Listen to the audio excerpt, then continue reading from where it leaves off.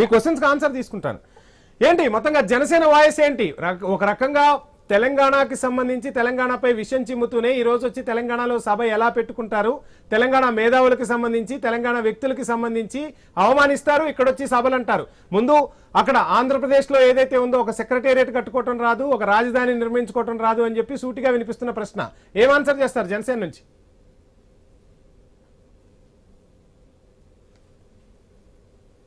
Voice reach అవుతుందా సాయి కుమార్ గారు?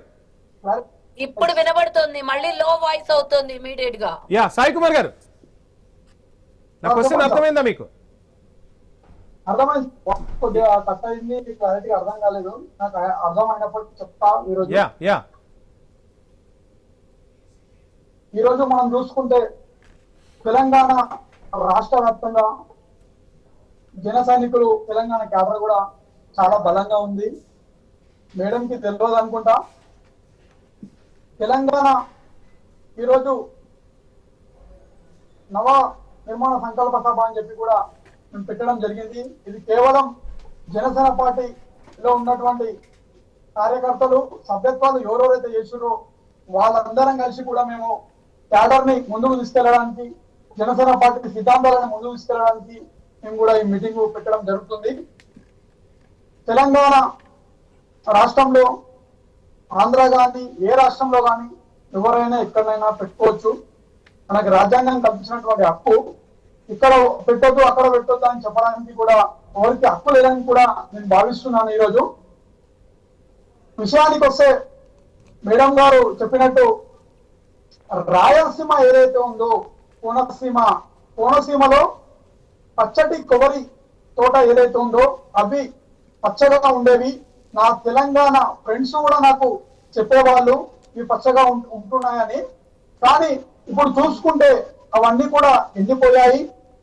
అంటే ఇది జగన్మోహన్ రెడ్డి ప్రభుత్వంలో కరెక్ట్ గా పరిపాలన చేయక ఇంత మంచి పచ్చడి కోనసీమని ఈరోజు మనం కోల్పోయామనే ఒక ఉద్దేశంతో చెప్పిండు. దాన్ని పట్టుకొని పవన్ కళ్యాణ్ గారి తెలంగాణలో దృష్టి తాగింది అని చెప్పి పదే పదే తిప్పి కొడుతున్నారు. అది తెలంగాణ మరియు ఆంధ్రప్రదేశ్ ఈ రెండు రాష్ట్ర ప్రజలకు కూడా తెలుసు పవన్ కళ్యాణ్ గారు ఏ ఉద్దేశంతో అన్నాడు. ఇప్పుడు సడన్ గా సభ నిర్వహించడానికి కారణం ఏంటి? నిన్న మొన్న గత వారం 10 రోజుల నుంచి రకరకాల అంశాలు తెర మీదకి వస్తున్నాయి. ఇప్పుడుకిప్పుడు సభను నిర్వహించాల్సిన అవసరం ఎందుకు వచ్చింది?